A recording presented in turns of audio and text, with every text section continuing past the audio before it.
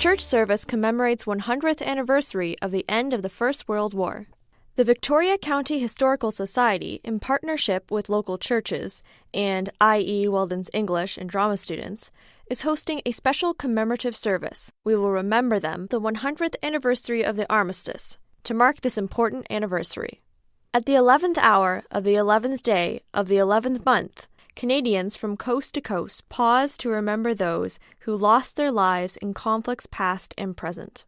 November 11th this year marks 100 years since the First World War came to an end with the signing of the armistice. Not only do we remember the many hundreds from Victoria County who made the ultimate sacrifice, we also pay special tribute to those in our community who served in a variety of capacities behind the lines as nurses, munitions workers, and volunteers who kept the home fires burning between 1914 and 1918. Local residents, and in particular the descendants of family members who served in and supported the First World War, are invited to join us in marking this special anniversary. Featuring the choir of St. Paul's Anglican Church, vocalists Sophia, Joey, and Natasha Mackey, and other guest musicians, this special service is a moving tribute and time of remembrance. Please join us on November 11th at 7 p.m. at St. Paul's Anglican Church, 45 Russell Street West, Lindsay. There are pre-service refreshments from 6 o'clock to 6:45 p.m. in St. Paul's Parish Hall. Everyone is welcome. The Victoria County Historical Society gratefully acknowledges Veterans Affairs Canada's contribution, which made possible the performances of the guest soloists and all the volunteers for making this special commemorative event possible. History of Remembrance, Aaron O'Toole, MP. Remembrance Day is a very important time of year and has become part of the fabric of our nation. This year marks 100 years since the armistice that ended the First World War. It was the sacrifice of that war and the remarkable transformation of a young Canada that forged the elements of the Remembrance Day we commemorate today. From the symbols we wear, the poppies taken, John McCrae's poem in Flanders Fields, to the date and style of commemoration itself, all of the elements of Remembrance Day find their roots in the First World War. We can also see the impact and scars on our communities and our country a century later. The Great War, as it was known, was the coming of age for the young country of Canada. When the war began in 1914, Canada was automatically at war as soon as the declaration was made by Great Britain, because Britain still retained foreign policy decisions for our country at that time. By the end of the war in 1918, however, Canada had emerged as an independent nation on the world stage, with its own seat at the table for the Treaty of Versailles, ending the war. During the Great War, Canada was a nation of just 8 million people, but more than 650,000 served during the war. By the end of the conflict, 60,000 Canadians were killed, and many more returned home wounded with the physical and mental costs of the war. Almost every family had a direct connection with someone lost or injured in the war. The scars from the Great War are etched on the cenotaphs across the small towns and hamlets of Durham and can be found forged into the stone of Parliament itself. The centre block of Parliament had burned down in 1916 amid the dark days of the war, and its reconstruction would not be completed until 1924. The western wall of the Parliament building bears the mark of one of Canada's greatest victories of the war. Hearing about the great victory at Vimy Ridge in 1917, the stonemasons rebuilding Parliament placed a special Vimy stone into the western wall of the building. The new Parliament building itself took on a theme of a country emerging from war. The old Victoria Tower that had been the central feature of the original building was replaced with the new Tower of Victory and Peace, better known as the Peace Tower. The new tower projected a new confidence in independence for a young nation emerging from war. Parliament itself was also constructed upon the tremendous sacrifice of the war. Contained within the base of the Peace Tower is the most hallowed ground on Parliament Hill. The majestic memorial chamber pays eternal homage to the thousands of fallen from the Great War and all Canadians who died in active service of the country. Before the MPs had even returned to Parliament Hill, they were discussing how best to provide for a national day of commemoration and remembrance of the war. In 1919, an Ontario MP brought a motion to recognize Armistice Day as an annual holiday to mark the end of the Great War. 2 years later, this symbolic motion became law through the Armistice Day Act, which established an annual day of commemoration. However, Armistice Day did not fall on November 11th in the beginning. At first, Armistice Day was celebrated alongside Thanksgiving, which was declared each year by Parliament. The two events were held together on the first Monday ahead of November 11th each year. Combining Armistice Day with Thanksgiving angered Great War veterans, and many of them began to informally recognize November 11th as the day of commemoration regardless of the day upon which it fell. When a number of Great War veteran associations combined their efforts and created the Royal Canadian Legion in 1925, the subject of making Armistice Day a standalone day on November 11th was one of this new organization's first resolutions. After a few years of pushing, Parliament listened to its Great War veterans and passed a motion in 1931 to affirm November 11th as the day for Armistice Day. Interestingly, it was during the debate on the date when the name change to Remembrance Day was brought up. An MP from British Columbia proposed changing the name to Remembrance Day because of the desire to both remember and perpetuate the peace secured through the sacrifice of many Canadians. Remembrance of the lost was more important than the armistice itself, in the view of this MP, and his colleagues agreed, and Remembrance Day was born.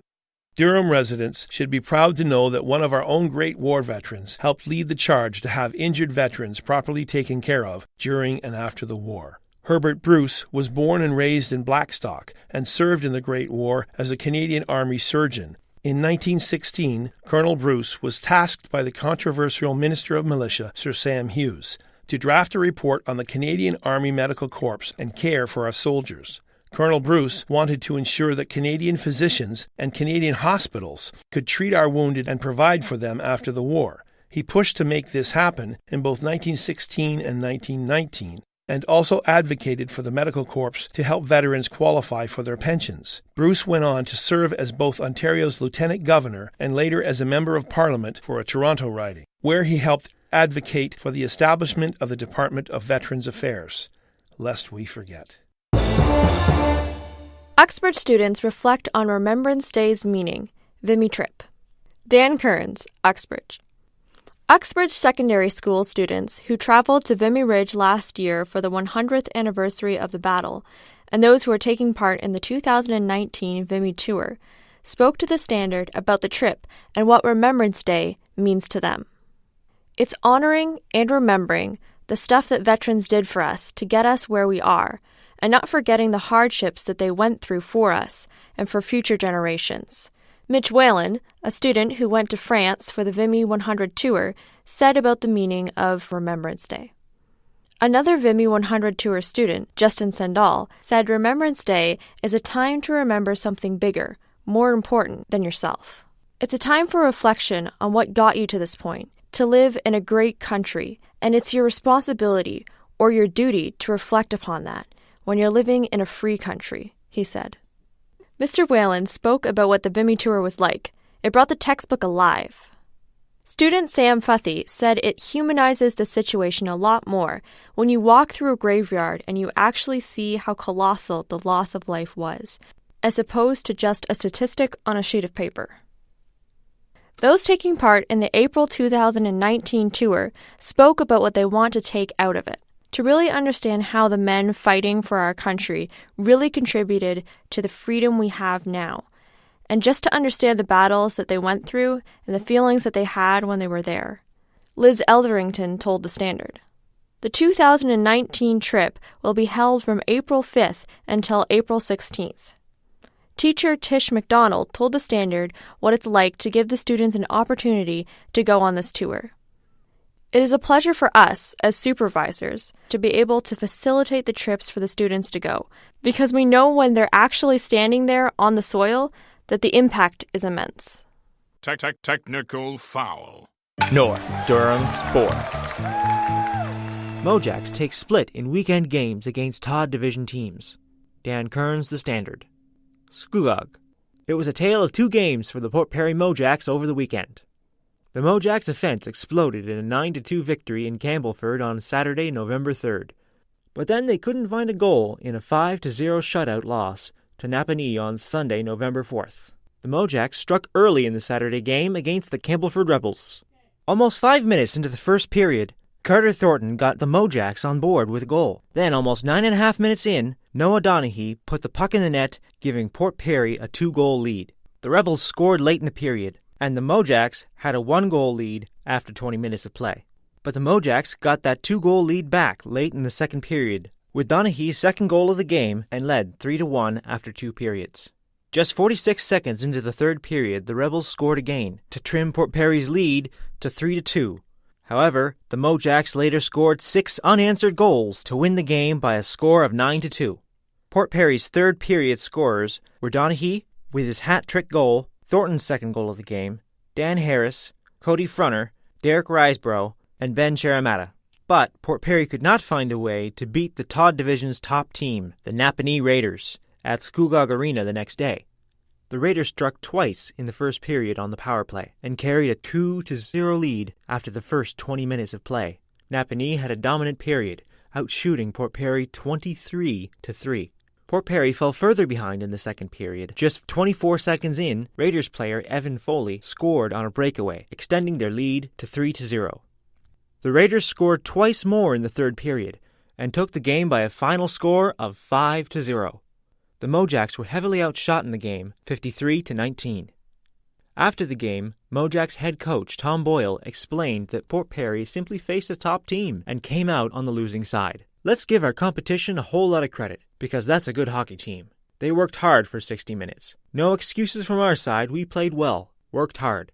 I thought it was just a good hockey team that scored some power play goals and played hard for 60 minutes, he said. The Mojacks did not score a power play goal in 6 tries against the Raiders. Boyle said he is looking for the Mojacks to keep it simple on the power play. We're just trying to get them to keep it simple and get more pucks on the net. We're getting in there. We've got good possession, but we're working it on the perimeter instead of trying to generate chances. And sometimes simple is better. Just simple plays. Get it to the net and whack in a rebound, he explained. One-timers.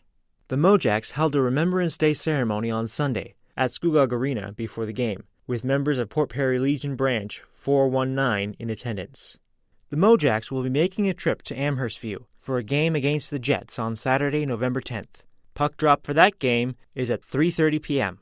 Port Perry's next home game at Scugog Arena will be on Remembrance Day, Sunday, November 11th, against Clarington at 2:25 p.m.